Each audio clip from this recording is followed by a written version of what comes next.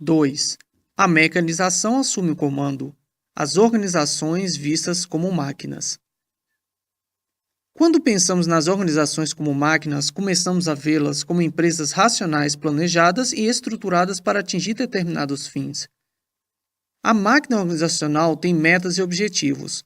Ela é planejada como uma estrutura racional de tarefas e atividades. Seu desenho torna-se um organograma. As pessoas são contratadas para operar a máquina e todo mundo deve comportar-se de maneira predeterminada. Esta é a teoria que tem orientado a organização e a administração desde a Revolução Industrial. Ela trouxe enormes benefícios, aumentando em milhares de vezes a capacidade de produção. Mas suas deficiências também são evidenciadas quando os seres humanos se rebelam contra serem mecanizados, criando uma rigidez que impede as organizações de se adaptarem e fluírem com a mudança. Muitos de nós somos aprisionados em padrões de pensamento mecanicista.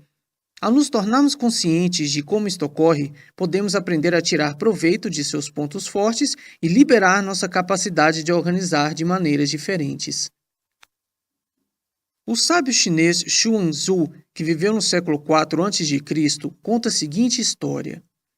Durante a viagem de Sugang por regiões ao norte do rio Han, ele viu um velho trabalhando em sua horta. Ele tinha cavado um sulco de irrigação. O homem descia até o poço, pegava uma vasilha de água nos braços e despejava a água no sulco. Embora seu esforço fosse enorme, os resultados pareciam muito insignificantes. Zhugang disse: existe forma pela qual você pode irrigar uma centena de sulcos por dia, fazendo mais com menos esforço. Você gostaria de ouvir como? O velho ficou de pé, olhou para ele e disse: e qual seria ela? Zhugang respondeu: você pega uma alavanca de madeira pesada atrás e leva na frente. Desse modo, a água pode subir tão rapidamente que vai praticamente jorrar. Isto é chamado de bomba d'água. Então a raiva apareceu na face do velho e ele disse: eu ouvi meu professor dizer que todo aquele que usa uma máquina faz todo o seu trabalho como uma máquina. Aquele que faz seu trabalho como uma máquina desenvolve um coração que é como uma máquina, e aquele que carrega em seu peito um coração de máquina perde a simplicidade. Aquele que perdeu sua simplicidade torna-se inseguro nas lutas de sua alma. Incerteza nas lutas da alma é algo que não combina com o sentido de honestidade. Não é que eu não conheça essas máquinas, eu tenho vergonha de usá-las. Se esse velho visitasse o mundo moderno, ele sem dúvida ficaria muito desiludido. As máquinas hoje influenciam virtualmente cada aspecto de nossa existência. Elas aumentaram nossa capacidade de produção em milhares de vezes, mas também fizeram muito mais, influenciando quase todos os aspectos de nossas vidas. O debate iniciado por Zhugang e o velho continua. Na opinião de muitos, a mecanização trouxe principalmente ganhos, elevando a humanidade de concorrentes da natureza a virtuais senhores da natureza. Para outros, a visão do velhinho da alienação humana repete-se em várias formas, quando analisam o alto preço do progresso mecânico em termos de transição do artesanato para a produção fabril, a troca da comunidade rural por aglomerados urbanos, a degradação geral do ambiente e o assalto de racionalismo sobre o espírito humano. Independentemente da posição que se assuma, a sabedoria da visão do velhinho em relação à influência avassaladora das máquinas é inquestionável. O uso das máquinas transformou radicalmente a natureza da atividade produtiva e deixou sua marca na imaginação, nos pensamentos e nos sentimentos humanos através dos tempos. Os cientistas produziram interpretações mecanicistas do mundo natural e os filósofos e psicólogos articularam as teorias mecanicistas da mente e do comportamento humanos. Fomos aprendendo cada vez mais a usar a máquina como uma metáfora para nós mesmos e para a nossa sociedade e a moldar nosso mundo de acordo com os princípios mecanicistas. Em nenhum lugar isto é mais evidente do que na organização moderna. Considere, por exemplo, a precisão mecânica com que muitas de nossas instituições devem operar. A vida organizacional é muitas vezes rotinizada com a precisão exigida de um relógio. Frequentemente espera-se que as pessoas cheguem ao trabalho em dada hora, façam um conjunto predeterminado de atividades, descansem horas marcadas e depois recomecem suas tarefas até que o trabalho termine. Em muitas organizações, um turno de trabalhadores substitui outro de maneira metódica para que o trabalho possa continuar sem interrupção 24 horas por dia, todos os dias do ano. Muitas vezes o trabalho é bastante mecânico e repetitivo. Qualquer um que tenha observado o trabalho da fábrica de produção em massa ou em qualquer grande escritório fábrica que processa formulários de papel, como reclamações de seguro, declarações de imposto de renda ou cheques bancários, terá notado a maneira mecânica como essas organizações operam. Elas são concebidas como máquinas e seus empregados basicamente devem comportar-se como se fossem peças da máquina. Lanchonetes e organizações de serviços de muitos tipos operam de acordo com princípios semelhantes em cada ação e predeterminada de maneira minuciosa, mesmo em áreas de interações pessoais com outras pessoas. Os empregados são frequentemente treinados para interagir com os clientes de acordo com um código detalhado de instruções e são monitorados em seu desempenho. Até o sorriso mais casual, um cumprimento, comentário ou sugestão por parte de um vendedor é frequentemente programado pela política da companhia e ensaiado para produzir resultados autênticos. A lista de verificação usada pela administração de uma famosa lanchonete para monitorar o desempenho dos empregados indica o grau em que uma simples tarefa, como servir um freguês, pode ser mecanizada, observada e avaliada de maneira mecânica. Máquinas, pensamento mecânico e o surgimento da organização burocrática. As organizações que são planejadas e operadas como se fossem máquinas são geralmente chamadas de organizações burocráticas. Contudo, a maioria das organizações é até certo ponto burocratizada, pois o modo de pensar mecanicista afetou nossas concepções mais básicas do que seja uma organização. Quando falamos sobre organização, geralmente temos em mente um estado de relações ordenadas entre partes claramente definidas que têm alguma ordem determinada. Embora a imagem possa não ser explícita, estamos falando de um conjunto de relações mecânicas. Falamos sobre organizações como se elas fossem máquinas e, consequentemente, tendemos a esperar que funcionem como máquinas, de maneira rotineira, eficiente, confiável e previsível. Quando as metas são fixas, o ambiente é estável e a força de trabalho é dedicada e submissa, um modo de organização mecânico pode representar a base de uma operação eficiente. Mas em outros contextos organizacionais, ela pode ter muitas consequências infelizes. Portanto, é importante entender como e quando estamos adotando um pensamento mecanicista e como nosso modo de pensar se baseia em tantas teorias populares e ideias tidas como certas. Um dos principais desafios enfrentados pelas modernas organizações é substituir o pensamento mecanicista por ideias novas e abordagens como as que serão discutidas nos próximos seguintes. Quando as metas são fixas, o ambiente é estável e a força de trabalho é dedicada e submissa. Um modo de organização mecânico pode representar a base de uma operação eficiente. Mas em outros contextos organizacionais, ela pode ter muitas consequências infelizes. Portanto, é importante entender como e quando estamos adotando um pensamento mecanicista e como nosso modo de pensar se baseia em tantas teorias populares e ideias tidas como certas. Um dos principais desafios enfrentados pelas modernas organizações é substituir o pensamento mecanicista por ideias novas e abordagens como as que serão discutidas nos capítulos seguintes. As origens da organização mecanicista. Ferramentas e instrumentos. As organizações raramente são estabelecidas como fins em si mesmas. Elas são instrumentos criados para alcançar outros fins. A palavra organização deriva da palavra grega organon, que significa ferramenta ou instrumento. Não é de se surpreender que ideias sobre tarefas, metas, propósitos e objetivos tenham se tornado conceitos organizacionais tão fundamentais, uma vez que ferramentas e instrumentos são dispositivos mecânicos inventados e desenvolvidos para ajudar a realização de alguma atividade voltada para alguma meta. A natureza instrumental da organização é evidente nas práticas das primeiras organizações formais que conhecemos, como as que construíram as grandes pirâmides, impérios, igrejas e exércitos. No entanto, foi com a invenção e a proliferação das máquinas que os conceitos de organização realmente se tornaram mecanizados. O uso de máquinas, especialmente da indústria, exigiu que as organizações fossem adaptadas às necessidades das máquinas. Máquinas e a Revolução Industrial. Se examinarmos as mudanças organizacionais que acompanharam a Revolução Industrial, descobrimos uma tendência crescente para a burocratização e rotinização da vida em geral. Muitos grupos familiares e artesãos habilitados que trabalhavam por conta própria abriram mão da autonomia de trabalhar em suas próprias casas e oficinas para trabalhar em tarefas relativamente não especializadas em fábricas. Ao mesmo tempo, os donos das fábricas e seus engenheiros perceberam que a operação eficiente de suas novas máquinas, em última análise, exigia grandes mudanças no planejamento e controle do trabalho. A divisão de trabalho intensificou-se e se tornou cada vez mais especializada, à medida que os fabricantes procuravam aumentar a eficiência por meio da redução da liberdade de ação do operário em favor do controle por suas máquinas e por seus supervisores. Novos procedimentos e técnicas também foram introduzidos para disciplinar os operários, para que aceitassem as novas e rigorosas rotinas da produção fabril.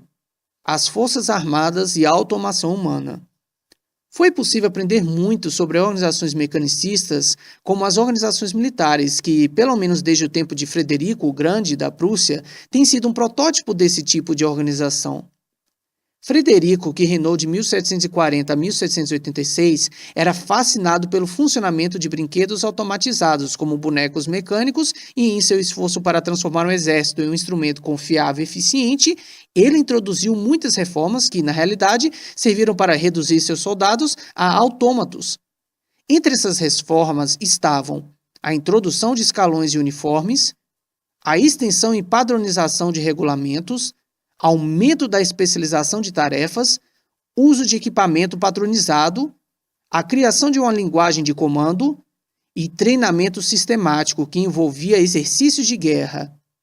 O propósito de Frederico era transformar o exército num mecanismo eficiente que operasse por meio de peças padronizadas, usando procedimentos de treinamento, permitindo que as peças do exército fossem forjadas de praticamente qualquer matéria para que fossem facilmente substituídas. Medo, ensinando os homens a temer seus oficiais mais do que o inimigo para garantir que a máquina militar operasse sob comando.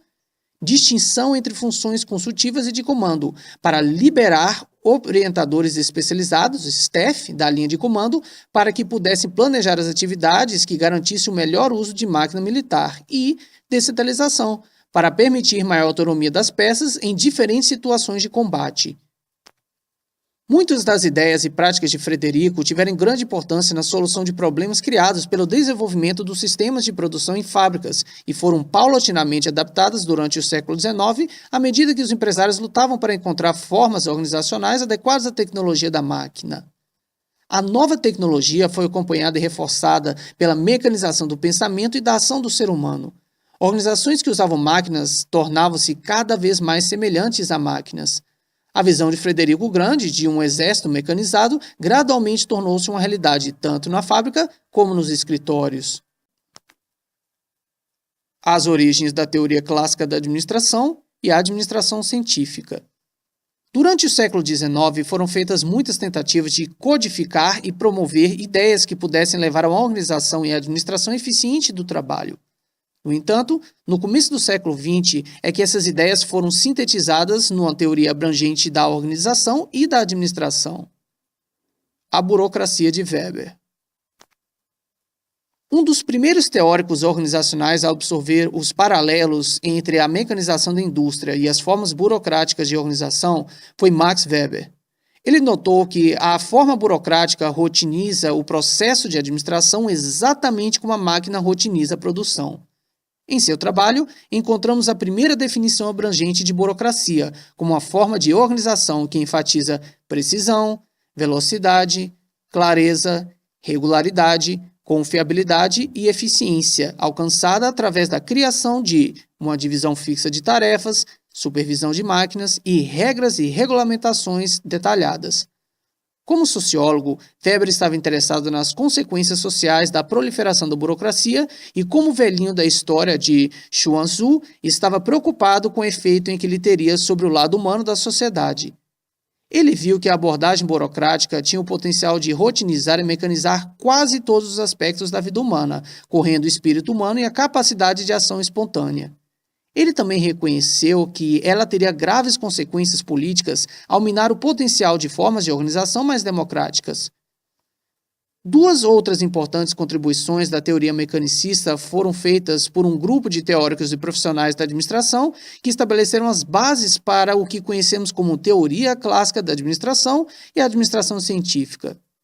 Em contraste com Weber, defenderam com firmeza a burocratização e devotaram suas energias à identificação de princípios e métodos detalhados através dos quais esse tipo de organização pudesse ser atingido. Enquanto os teóricos da administração clássica focalizam o planejamento da organização total, os administradores científicos se concentram no planejamento e administração de tarefas individuais. Foi através das ideias desses teóricos que tantos princípios mecanicistas da organização se enraizaram em nosso pensamento cotidiano. Vale a pena examinar seu trabalho em maiores detalhes. A administração clássica e princípios mecanicistas da organização. Representantes típicos dos teóricos clássicos foram Ray Fayol, F. W. Mooney e Lyndall Ulrich. Todos estavam interessados nos problemas da administração prática e procuraram codificar sua experiência de organização bem-sucedida para que outros a seguissem. Os princípios básicos de seu pensamento são capturados na ideia de que a administração é um processo de planejamento, organização, comando, coordenação e controle. Em conjunto, eles lançaram a base das modernas técnicas de administração, como a administração por objetivos, Management by Objectives, MBO, os sistemas de planejamento, programação e orçamento, Planning, Programming, Budgeting Systems, PBS, e outros métodos que enfatizam o controle e o planejamento racionais. Cada um desses teóricos codificou suas ideias utilizando a combinação de princípios militares e de engenharia, que são bastante familiares aos princípios atuais de unidade de comando, um só supervisor por empregado, linhas de autoridade, a cadeia escalar, amplitude limitada do controle em termos de número de empregados subordinados a um supervisor, distinção entre pessoal administrativo e trabalhadores, encorajamento da iniciativa, divisão de trabalho em tarefas especializadas, autoridade para ser responsável pelo próprio trabalho, autoridade geral centralizada, disciplina e obediência à administração, subordinação dos interesses individuais ao interesse da organização, equidade do tratamento e da remuneração, espírito de união e estabilidade no emprego. Se implementarmos estes princípios, chegaremos ao tipo de organização representada no conhecido organograma, um padrão de cargos precisamente definidos, organizados de maneira hierárquica através das linhas precisamente definidas de comando e de comunicação. Vemos que os teóricos clássicos planejavam a organização exatamente como se estivessem planejando uma máquina. A organização torna-se uma forma de engenharia. Quando um engenheiro projeta uma máquina, sua tarefa é definir uma rede de partes interdependentes arranjadas numa sequência específica e ancoradas por pontos de resistências ou rigidez precisamente definidos. Os teóricos clássicos tentaram chegar a um projeto semelhante em sua abordagem à organização. Eles conceberam a organização como uma rede de partes. O foco está sobre as funções e departamentos funcionais, como produção, marketing, finanças, pessoal, pesquisa e desenvolvimento, que são ainda especificados como redes de tarefas definidas com precisão. As responsabilidades dos cargos interligam-se de tal forma que se complementam tão perfeitamente quanto possível e se interrelacionam através da cadeia escalar de comando expressa no clássico dito um homem, um chefe. Eles planejaram a estrutura organizacional tão precisamente quanto possível através dos padrões de autoridade, por exemplo, em termos de responsabilidades dos cargos e do direito de dar ordens e exigir obediência. Padrões de autoridade servem como pontos de resistência e coordenam atividades, restringindo-as em certas direções e encorajando-as em outras. Dando atenção detalhada aos padrões de autoridade e ao processo legal de direção, disciplina e subordinação do indivíduo ao interesse geral, os teóricos clássicos procuraram garantir que, quando os comandos fossem emitidos no topo, eles fluiriam através da organização de maneira precisamente pré-determinada para criar um efeito precisamente determinado, criando flexibilidade limitada através da descentralização. Os princípios da administração clássica são básicos tanto para a burocracia centralizada quanto para a variante encontrada nas formas de organização de matrizes e divisões. Em várias unidades, são autorizadas a funcionar de maneira semi-autônoma sobre uma supervisão e controle mais gerais do que específicos. Assim como a organização militar descentralizou a autoridade para enfrentar as dificuldades das situações de combate, os teóricos da administração clássica reconheceram a necessidade de conciliar os requisitos contraditórios de centralização e descentralização para preservar uma flexibilidade adequada em diferentes partes das grandes organizações, alcançando metas através dos sistemas de controle de cima para baixo. A capacidade de descentralizar foi aperfeiçoada no decorrer do século XX através do desenvolvimento de técnicas de administração, como MBO, PPBS e o planejamento de sofisticados sistemas de informações gerenciais SIGs, que são frequentemente utilizados para estabelecer os tipos de controle de cima para baixo recomendados pelos teóricos clássicos. Formas de MBO são frequentemente usadas para impor um sistema mecanicista de metas e objetivos a uma organização. Estes são então usados para controlar a direção em que a administração e os empregados podem conduzir a organização, por exemplo, através do desenvolvimento de metas de desempenho consistentes com esses objetivos e vários sistemas orçamentários. Sistemas de informações computadorizados hoje permitem que o desempenho seja submetido a uma vigilância e controle quase completos. Apesar da aparente originalidade, eles muitas vezes reforçam as ideias dos teóricos clássicos porque encorajam as pessoas a se adaptarem dentro de estruturas predeterminadas em vez de exercer sua iniciativa. A essência da teoria clássica da administração e de sua moderna aplicação é sugerir que as organizações podem ou devem ser sistemas racionais que funcionam da maneira mais eficiente possível. Enquanto muitos endossam isto como ideal, é mais fácil dizer do que fazer, porque estamos lidando com pessoas e não engrenagens e rodas inanimadas, desumanizando os trabalhadores para atingir os objetivos da organização. Os teóricos clássicos deram relativamente pouca atenção aos aspectos humanos da organização. Embora eles tenham frequentemente reconhecido a necessidade de liderança, iniciativa, benevolência, equidade, espírito de união e um equilíbrio ou harmonia entre os aspectos humanos e técnicos, sua principal orientação foi fazer os seres humanos se adaptarem aos requisitos da organização mecânica. A organização era um problema técnico. Os teóricos clássicos têm sido muito criticados por terem negligenciado o lado humano da organização. Mas os administradores e consultores modernos muitas vezes continuam a introduzir o aspecto mecanicista em sua maneira de pensar. O exemplo mais recente é encontrado no movimento de reengenharia, que assolou os Estados Unidos e grande parte da Europa na década de 1990. O exemplo mais recente é encontrado no movimento de reengenharia, que assolou os Estados Unidos e grande parte da Europa na década de 90. Reconhecendo que a forma de organização burocrática, com sua ênfase na departamentalização rígida, não tinha mais utilidade, o movimento de reengenharia impôs uma nova estrutura mecanicista construída em torno de um processo-chave e não em torno de funções burocráticas. Como na velha teoria clássica, o pressuposto básico é que se você acertar a engenharia, o fator humano vai encaixar-se. Não é preciso dizer que isso nem sempre acontece. Consequentemente, o movimento de reengenharia encontrou exatamente os mesmos problemas e fracassos experimentados pelos princípios mais antigos da administração clássica. O fator humano frequentemente subverte o processo de reengenharia, causando índices maciços de fracasso. Administração científica aperfeiçoando o desenho técnico. Os teóricos clássicos sofisticaram muitos dos princípios básicos da abordagem de Frederico o Grande à organização militar.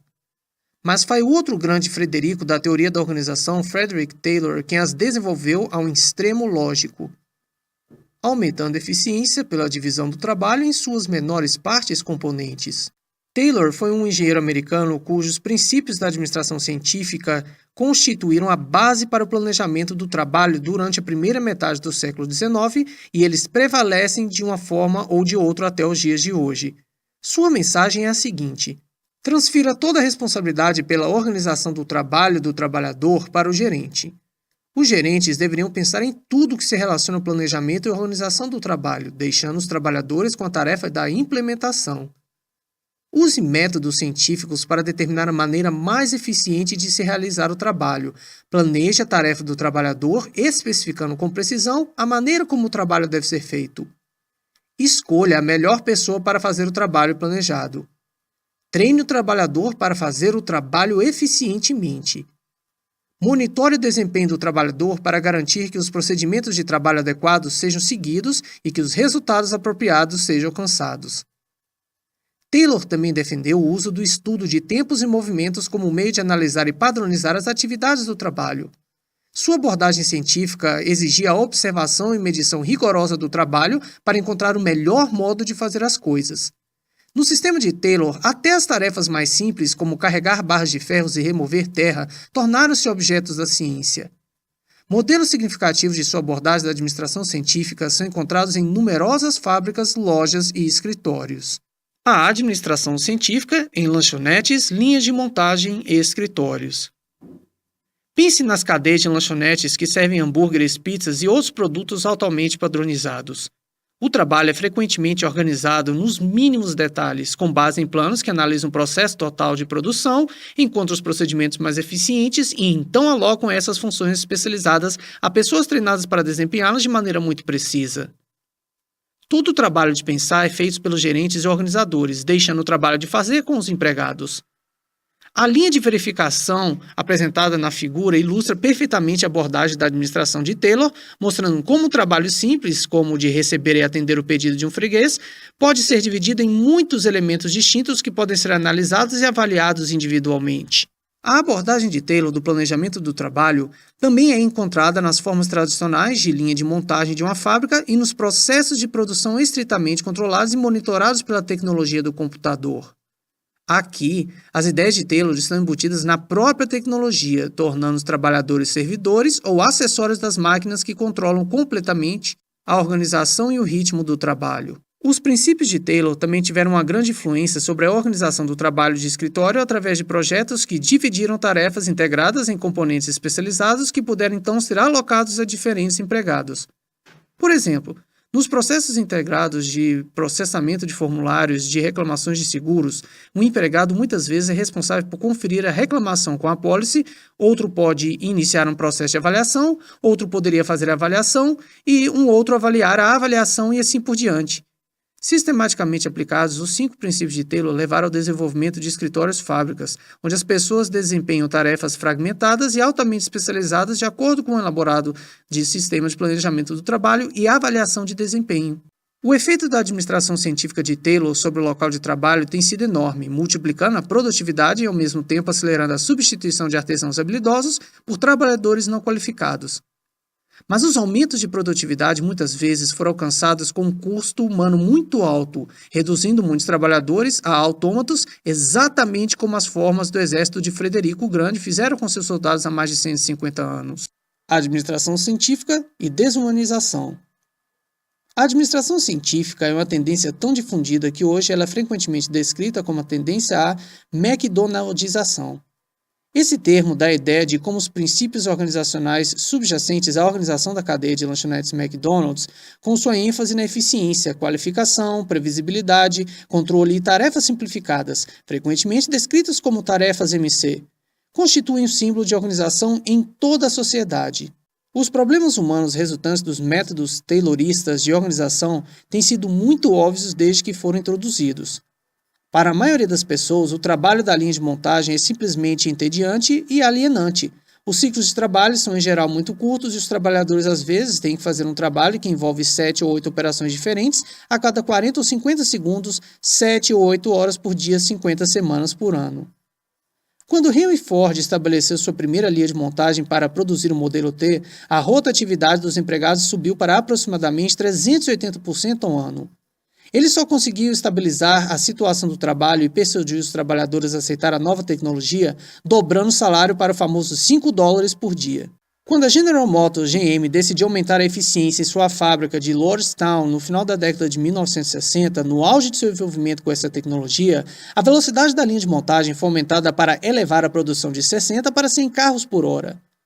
Nesse novo ritmo, alguns trabalhadores tinham apenas 36 segundos para realizar pelo menos 8 operações diferentes, como andar, levantar, segurar, levantar um carpete, abaixar para apertar parafusos, apertá-los com um revólver de ar, recolocar o carpete e colocar um adesivo no capô. O princípio da separação do planejamento e organização do trabalho de sua execução é frequentemente visto como o elemento mais pernicioso e de maior alcance da abordagem da administração de Taylor, porque ele efetivamente divide o trabalhador ao defender a separação entre a mão e o cérebro. Taylor gostava de dizer a seus empregados: "Vocês não têm que pensar. Aqui há outras pessoas que são pagas para pensar." Homens e mulheres tornaram-se nada mais que mãos ou força de trabalho, a energia ou força necessária para impulsionar a máquina organizacional. As tarefas que tinham que realizar foram simplificadas ao extremo para que os trabalhadores pudessem ser baratos, fáceis de treinar, fáceis de supervisionar e fáceis de substituir. Assim como o sistema de produção em massa exigia que os produtos fossem montados como partes intercambiáveis, o sistema de Taylor racionalizou o local de trabalho para que ele pudesse ser feito por trabalhadores intercambiáveis. Ao longo dos anos, a abordagem da administração de Taylor foi ampliada e aperfeiçoada de muitas maneiras, principalmente através do desenvolvimento dos sistemas de franchising, que enfrentam o desafio de oferecer produtos e serviços consistentes por meio de operações descentralizadas e da ciência da ergonometria, que estuda o uso da energia no local do trabalho. É interessante como os princípios de Taylor cruzaram muitas barreiras ideológicas, sendo extensamente usados tanto na ex-União Soviética e na Europa Oriental quanto nos países capitalistas.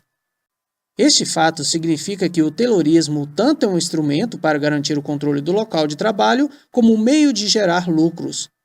Embora os países e instituições não capitalistas raramente sejam avessos ao uso lucrativo dos recursos de produção, uma das maiores atrações do Taylorismo está no poder que ele confere a quem está no controle.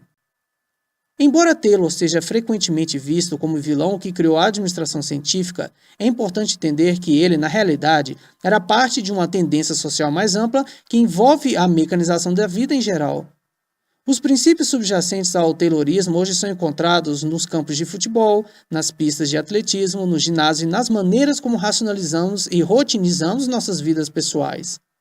Em geral, o Taylorismo foi imposto nos locais de trabalho, mas muitos de nós impomos formas de Taylorismo sobre nós mesmos à medida que treinamos e desenvolvemos capacidades especializadas de pensamento e ação e que modelamos nosso corpo para atender a certos ideais preconcebidos.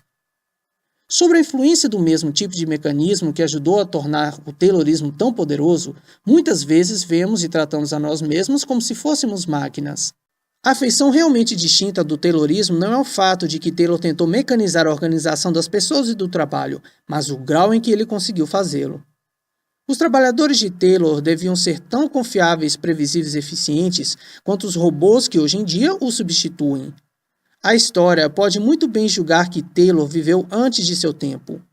Seus princípios da administração científica são excelentes para organizar a produção quando robôs são usados no lugar dos seres humanos como a principal força produtiva e, portanto, as organizações podem realmente transformar-se em máquinas. A meta final: encontrar a melhor maneira de organizar. Estabeleça metas e objetivos e procure realizá-los. Organize com racionalidade, eficiência e clareza. Especifique cada detalhe para que todas as pessoas envolvidas saibam exatamente que trabalho devem fazer. Planeje, organize e controle. Controle, controle. Essas e outras ideias semelhantes são frequentemente ignoradas em nossa maneira de pensar sobre a organização e em nossa maneira de avaliar a prática organizacional. Para muitas pessoas, é quase natural organizar por meio da implantação de uma estrutura de atividades claramente definidas, ligadas por linhas claras de comunicação, coordenação e controle. Quando os administradores planejam as organizações, frequentemente planejam uma estrutura formal de cargos em que as pessoas possam se encaixar. Quando abre uma vaga numa organização, os administradores frequentemente falam de um buraco a ser preenchido. Grande parte de nosso treinamento e educação visa torná-los adequados e fazê-los sentir a vontade no lugar que nos é dado para que a organização possa continuar de maneira racional e eficiente. A teoria clássica da administração e a administração científica foram lançadas e vendidas para os administradores como a melhor maneira de organizar. Os primeiros teóricos acreditavam que tinham descoberto os princípios da administração e que, se fossem seguidos, iriam mais ou menos resolver os problemas administrativos para sempre. Hoje em dia, basta olharmos para a cena organizacional contemporânea para verificarmos que estavam completamente enganados. Na realidade, vemos que seus princípios de administração muitas vezes são a base dos problemas organizacionais modernos. Vantagens e limitações da metáfora da máquina. Como ressaltamos no capítulo 1, as metáforas só criam maneiras parciais de se ver, uma vez que, ao nos encorajar a ver e entender o mundo de determinada perspectiva, elas nos levam a deixar de vê-los de outras maneiras. Isso foi exatamente o que aconteceu no decorrer do desenvolvimento da abordagem mecanicista da organização. Ao considerar a organização como um processo racional e técnico, a imagem mecânica tende a subestimar os aspectos humanos da organização e a negligenciar o fato de que as tarefas das organizações são muito mais complexas, incertas e difíceis do que as desempenhadas pela maioria das máquinas. As vantagens e limitações da máquina como uma metáfora da organização refletem-se nas vantagens e limitações da organização mecanicista na prática. Vantagens. Abordagens mecanicistas da organização funcionam bem sobre as condições em que as máquinas funcionam bem. Quando existe uma tarefa clara a ser desempenhada, quando o ambiente é estável e previsível o suficiente para garantir que os produtos produzidos sejam adequados, quando se quer produzir sempre exatamente o mesmo produto, quando a precisão e eficiência são muito valorizadas, quando as partes humanas da máquina precisam ser submissas e se comportar como planejado. Algumas organizações têm um sucesso espetacular usando o modelo mecanicista porque preenchem todas essas condições. O McDonald's e muitas empresas do setor de lanchonetes são os melhores exemplos. O McDonald's desenvolveu uma sólida reputação de excelente desempenho no setor de refeições rápidas, mecanizando a organização de todas as lojas franqueadas em todo o mundo para que cada uma produza um produto uniforme. Ele atende o mercado de massa cuidadosamente escolhido de maneira perfeitamente regular e consistente. A firma é um exemplo da adoção dos princípios tayloristas e recruta uma força de trabalho não sindicalizada, em geral composta de estudantes universitários ou colegiais e trabalhadores de tempo parcial, que podem ser moldados para se adaptarem à organização como planejado. E a máquina funciona perfeitamente a maior parte do tempo. Naturalmente, a empresa também tem um caráter dinâmico e inovador, mas isto é, em grande parte, restrito ao pessoal central que faz o trabalho de pensar para a corporação inteira, ou seja, o departamento de diretrizes e de planejamento do trabalho. Muitos sistemas de franquia usaram a mesma abordagem taylorista com grande eficácia, centralizando o planejamento e desenvolvimento de produtos ou serviços e descentralizando a implementação de maneira altamente controlada. O uso de métodos científicos para determinar o trabalho a ser realizado, manuais que estabeleçam padrões e codificam o desempenho dos mínimos detalhes, planos de recrutamento e treinamento bem desenvolvidos e sistemas abrangentes de avaliação de cargos frequentemente constituem a receita de sucesso, desde que o serviço ou o produto seja passivo desse tipo de definição e controle. Centros cirúrgicos, departamentos de manutenção de aviões, escritórios de contabilidade, empresas de entrega de pacotes e outras organizações onde precisão, segurança e prestação de contas claras sejam muito importantes, em geral, também são capazes de implementar as abordagens mecanicistas com sucesso em alguns ou em todos os aspectos de suas operações. Limitações. Abordagens mecanicistas criam formas organizacionais que têm dificuldade de se adaptar à mudança. Como as máquinas, as organizações mecanicistas são planejadas para atingir determinadas metas. Elas não são planejadas para fazer inovações. Abordagens mecanicistas podem resultar em um tipo de burocracia insensível e desprovida de bom senso. A flexibilidade e a ação criativa, que são tão importantes em situações de mudança, geralmente são bloqueadas pelas barreiras inerentes às divisões mecanicistas entre diferentes níveis hierárquicos, funções e papéis. Consequentemente, problemas podem ser ignorados porque não existem respostas prontas. As comunicações podem ser ineficientes porque procedimentos e canais padronizados de comunicação em geral são incapazes de lidar com circunstâncias novas. Paralisia e falta de iniciativa podem levar ao acúmulo de trabalhos não terminados. Administradores de nível mais alto podem tornar-se distantes porque não têm contato direto com os problemas da linha de frente. Alto grau de especialização pode criar visões míopes porque não existe um apanhado geral da situação enfrentada pela empresa em sua totalidade.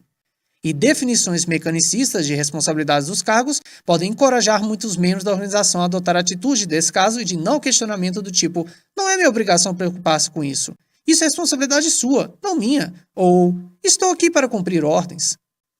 Embora estes problemas sejam muitas vezes vistos como resultado da má execução ou de atitudes trazidas para o trabalho pelos empregados, elas, na realidade, são inerentes à abordagem mecanicista. Isso se deve à ironia de que a definição clara das responsabilidades do trabalho tem a vantagem de fazer com que todos os membros da organização saibam o que devem fazer, mas também deixa claro o que não devem fazer. A iniciativa é desencorajada porque as pessoas devem obedecer a ordens e ficar em seu lugar sem questionar o que estão fazendo. À medida que nos aproximamos do século XXI, vemos as burocracias e outras formas de organização mecanicista serem cada vez mais atacadas por causa dessas consequências disfuncionais. O movimento de qualidade total e ênfase na organização flexível baseado no trabalho de equipe, que ganhou destaque nas décadas de 80 e 90, são exemplos da reação a estes problemas e à necessidade de encontrar maneiras novas, não mecânicas, de organizar. De uma perspectiva histórica, a abordagem mecanicista na organização pertence à era mecânica. Agora que estamos entrando numa era de tecnologia completamente nova, baseada na microeletrônica, novos princípios organizacionais provavelmente vão tornar-se cada vez mais importantes. As imagens da organização analisadas nos capítulos seguintes dão um vislumbre do que pode ser possível e adequado para administrar nestes novos tempos.